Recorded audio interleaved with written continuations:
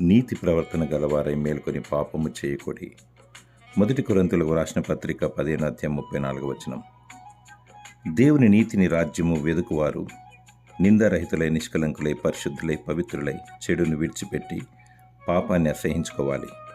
నీతి ప్రవర్తన, న్యాయ ప్రవర్తన, సత్ప్రవర్తన, యథార్థ ప్రవర్తన, సత్య ప్రవర్తన, యోగ్య ప్రవర్తన గలవారై ప్రార్థనలో మేల్కొని ఉండాలి.